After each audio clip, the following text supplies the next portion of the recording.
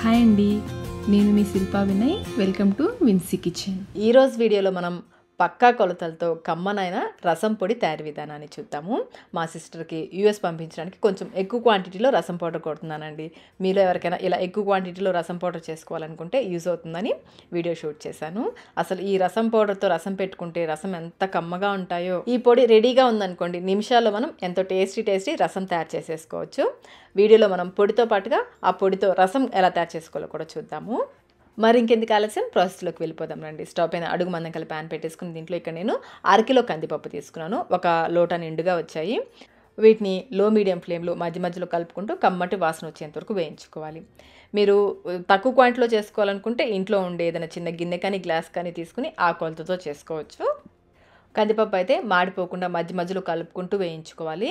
ఈ పప్పు ఎంత బాగా వేగితే, ఇందులో వేసేవన్నీ కూడా బాగా వేగితే పొడి కమ్మగా ఉంటుంది. అందుకని దగ్గరుండి మాడిపోకుండా బాగా వేయించుకోవాలి. పప్పు వేగితే మీకు కమ్మటి వాసన వస్తుంది. అలాగే పప్పు కూడా చూడండి లైట్గా కలర్ చేంజ్ అయింది. ఈ విధంగా కందిపప్పుని వేయించుకోవాలి. ఇప్పుడు ఈ పప్పుని ఒక ప్లేట్లోకి తీసేసుకుని పూర్తిగా చల్లారనివ్వాలి. ఇప్పుడు మళ్ళీ స్టవ్ పైన ప్యాన్ పెట్టేసుకుని మనం కందిపప్పు ఏ లోటతో తీసుకున్నామో అదే లోటతో 1 లోట ధనియాలు వేసుకోవాలి. ఈ ధనియాలు వెయిట్లో వచ్చేసి 150 గ్రాములు, 150 గ్రామ్స్ ధనియాలు తీసుకోవాలి. వీటిని కూడా లో మీడియం ఫ్లేమ్లో మధ్యలో కలుపుకుంటూ కమ్మటి వాసన వచ్చేంత వరకు వేయించుకోవాలి. ఇవి కూడా చూడండి లైట్గా కలర్ చేంజ్ అయ్యాయి. ఈ విధంగా వేయించుకోవాలి. వీటిని కూడా మరొక ప్లేట్లోకి పోసేసుకోండి. నేను ఎక్కువ క్వాంటిటీ కాబట్టి దానికి విడివిడిగా పోస్తున్నాను. మీరు తక్కువ క్వాంటిటీలో చేస్తున్నట్లయితే అన్ని ఒకే దాంట్లో వేసేసుకోవచ్చు. మళ్ళీ ప్యాన్ పెట్టేసుకుని దీంట్లో 1/3 జీలకర్ర వేసుకోవాలి. వెయిట్లో వచ్చేసి 100 గ్రాములు. 1/2 కప్ కంటే తక్కువ, 1/4 కప్ కంటే ఎక్కువ. పావు అంటే ఇంత వస్తుంది, దీనికంటే ఎక్కువ. 1/2 కంటే తక్కువ, ఇంతవరకు వస్తుంది చూడండి. 1/3 టంబ్లర్ జీలకర్ర, వెయిట్లో 100 గ్రామ్స్, 100 గ్రాముల జీలకర్ర వేసుకోవాలి.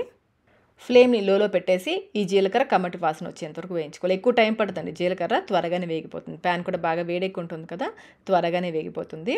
జీలకర్ర కూడా బాగా వేగిన తర్వాత దీన్ని కూడా మరొక ప్లేట్లోకి పోసేసుకోండి. మళ్ళీ స్టవ్ పైన ప్యాన్ పెట్టేసుకుని ఇందులో 50 గ్రాములు, 50 గ్రామ్స్ మిరియాలు వేసుకోవాలి.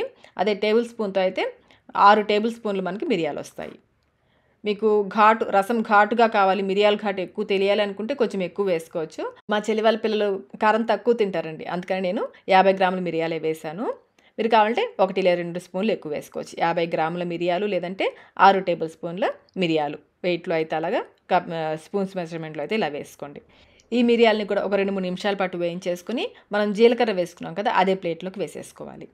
మళ్ళీ ప్యాన్ పెట్టేసుకుని ఇందులో 2 టేబుల్ స్పూన్ల మెంతులు వేసుకోవాలి. వెయిట్లో వచ్చేసి 25 గ్రామ్స్, 25 గ్రాములు మెంతులు వేసుకుని ఈ మెంతులు ఎర్రగా అయ్యేంతవరకు వేయించుకోవాలి. సరిగ్గా వేగకపోతే చేదు వస్తుంది, అందుకని బాగా ఎర్రగా వేయించుకోవాలి. చూడండి ఈ విధంగా ఎర్రగా వేయించేసుకోవాలి. ఈ మెంతుల్ని కూడా మనం జీలకర్ర మిరియాలు వేసుకున్నాం కదా, అదే ప్లేట్లోకి వేసేసుకోవాలి. మళ్ళీ స్టవ్ పైన ప్యాన్ పెట్టేసుకుని దీంట్లో 40 గ్రాములు, 40 గ్రామ్స్ ఎండుమిర్చి. ఈ మెజర్మెంట్లో, కప్ మెజర్మెంట్లో అయితే మనం తీసుకున్న టంబ్లర్లో 1/2 టంబ్లర్, ఒక్కొక్క ఎండుమిర్చి నేను 2గా చేశాను. అలా 1/2 టంబ్లర్ వచ్చాయి. నేను బ్యాడ్గి మిర్చి తీసుకున్నానండి. ఇవైతే కారం తక్కువగా ఉంటాయి, రసం టేస్ట్ కూడా ఈ మిర్చితో చాలా బాగుంటాయి. మీకు కుదిరితే ఇవి తీసుకోండి, మీకు అందుబాటులో లేకపోతే మామూలు మిర్చితో కూడా చేసుకోవచ్చు. మాడిపోకుండా వేయించుకోవాలి. బాగా ఇవి క్రిస్పీగా ఎంతవరకు వేయించేసుకుని మనం జీలకర్ర వేయించుకున్నాం కదా, అదే ప్లేట్లోకి వేసేసుకోవాలి. చివరిగా 1/2 టంబ్లర్ కరివేపాకు వేసేసుకుని ఈ కరివేపాకుని బాగా క్రిస్పీగా ఎంతవరకు వేయించుకోవాలి. కరివేపాకు అయితే ముందే కడిగి తడంతా పోయేంతవరకు ఆరపెట్టేసుకుని అప్పుడు వేయించుకోండి. అలా అయితే త్వరగా వేగుతుంది. కరివేపాకుని బాగా క్రిస్పీగా వేయించుకోవాలి. మనం చేతితో మనకి ఇలా ప్రెస్ చేసామంటే బాగా క్రిస్పీగా ఉండాలి, ఆ విధంగా వేయించుకోవాలి. చూడండి ఇలా క్రిస్పీగా ఉండాలి. పచ్చిదనం లేకుండా బాగా వేయించుకోవాలి. పచ్చిదనం ఉందంటే రసం పొడి పాడైపోతుంది. బాగా వేయించేసుకుని ఈ మిర్చి వేసుకున్నాం కదా, అదే ప్లేట్లోకి వేసేసుకోవాలి. ఇప్పుడు వీటిని పూర్తిగా చల్లారనివ్వాలి. చల్లారిన తర్వాత మనం గ్రైండ్ చేసుకుందాము. ఇవన్నీ వేయించేసుకునేసరికి కందిపప్పు పూర్తిగా చల్లారిపోయి ఉంటుందండి. ముందైతే మనం కందిపప్పు గ్రైండ్ చేసుకుందాం. దానికి నేను విడివిడిగా గ్రైండ్ చేస్తున్నాను, ఎక్కువ క్వాంటిటీ కదా. కందిపప్పు గ్రైండ్ చేసేసుకుని ఒక గిన్నెలోకి తీసేసుకోండి. అలాగే ధనియాలని కూడా బాగా మెత్తగా గ్రైండ్ చేసేసుకోండి. మధ్యలో కలుపుకుంటూ వీలైనంత మెత్తగా గ్రైండ్ చేసుకోండి. చివరిగా ఈ కరివేపాకు, ఎండుమిర్చి ఉన్నాయి కదా, అవి కూడా గ్రైండ్ చేసుకుని ఇందులోకి వేసేసుకోవాలి. వీటితో పాటుగా 1 టేబుల్ స్పూన్ ఇంగువ, 1 టేబుల్ స్పూన్ పసుపు, అలాగే 1 టేబుల్ స్పూన్ సాల్ట్ కూడా వేస్తున్నాను. మీరు కావాలంటే సాల్ట్ ఇంకొక టేబుల్ స్పూన్ కూడా వేసుకోవచ్చు. అలాగే మనం రసం తయారు చేసేటప్పుడు కొంచెం వేసుకోవాల్సి ఉంటుంది. ఇదంటే పొడి కోసం, పొడి పాడవకుండా సాల్ట్ వేస్తే మనకి ప్రిజర్వేటివ్లా పనిచేస్తుంది. 1 లేదా 2 టేబుల్ స్పూన్లు సాల్ట్ వేసుకోవచ్చు. స్పూన్తో కంటే కూడా చేత్తో కలిపితేనే బాగా కలుస్తుంది. బాగా అన్నీ కూడా బాగా కలిసేలా కలుపుకోవాలి. అంతేనండి, గుమగుమలాడే రసం పొడి అయితే రెడీ అయిపోయింది. అసలు ఈ పొడితో రసం చేసుకుంటే ఎంత కమ్మగా ఉంటాయోనండి రసం అయితే. ఈ పొడిని 8 జార్స్లో స్టోర్ చేసుకుంటే చాలా కాలం వరకు ఫ్రెష్గా ఉంటుంది. ఇంకా మీరు ఫ్రిడ్జ్లో పెట్టేసుకోండి, 6 నెలల పైన నిల్వ ఉంటుంది, ఫ్రెష్గా ఉంటుంది. పొడి అయితే ఫ్రిడ్జ్లో పెట్టేసి 8 జార్స్లో స్టోర్ చేసుకుంటే చాలా కాలం వరకు ఫ్రెష్గా ఉంటుంది. ఇది మొత్తం వెయిట్లో వచ్చేసి 850 గ్రామ్స్, 850 గ్రాముల రసం పొడి అయింది. ఈ రసం పొడితో రసం ఎలా తయారు చేసుకోవాలో చూద్దాం రండి. నేను 2 మీడియం సైజ్ టమాటోలు తీసుకున్నాను, కట్ చేసేసి ఒక గిన్నెలో వేసుకోవాలి. అలాగే నిమ్మకాయ సైజ్ అంత చింతపండు నానపెట్టేసి నీళ్లు తీసుకోవాలి. ఆ నీళ్ళు ఇందులో పోసుకోవాలి. ముందే నానపెట్టేసి ఆ చింతపండు నీళ్ళు తీసేసుకోండి, పిప్పి రాకుండా చింతపండు నీళ్ళే పోసుకోవాలి. అలాగే మనం తయారు చేసుకున్న రసం పొడి 2 టేబుల్ స్పూన్లు వేసుకోవాలి. వర్కింగ్ ఉమెన్కి ఇలాంటి పొడులు రెడీగా ఉన్నాయనుకోండి, వాళ్ళకి పని ఈజీగా అయిపోతుంది. ఇందులోనే నేను కొంచెం బెల్లం, 1/2 టీ స్పూన్ బెల్లం వేస్తున్నాను. మీరు బెల్లం వద్దనుకుంటే స్కిప్ చేసేయండి. వేస్తే కనుక కొంచెం వేస్తే కనుక చాలా బాగుంటుంది. ఒకసారి అంతా కూడా చేత్తో బాగా కలిసేలా కలుపుకోండి. కొంచెం నాకు రసం చిక్కగా అనిపిస్తుంది, అందుకని ఒక చిన్న గ్లాస్ నీళ్లు పోస్తున్నాను. మీరు తినే పులుపును బట్టి నీళ్లు పోసుకోండి. సరిపడా నీళ్లు పోసేసి రుచికి సరిపడంత సాల్ట్ కూడా వేసేసి బాగా కలిపేసుకోండి.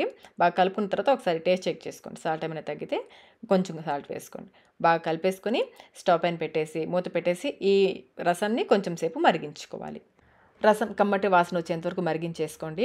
టమాటో కూడా మెత్తబడించుకోండి. ఈ విధంగా ఉడికించుకోవాలి. ఇప్పుడు ఇందులో సన్నగా తరిగిన కొత్తిమీర కూడా కొంచెం వేసేసుకుని ఒక 2 నిమిషాల పాటు ఉడికించుకోవాలి.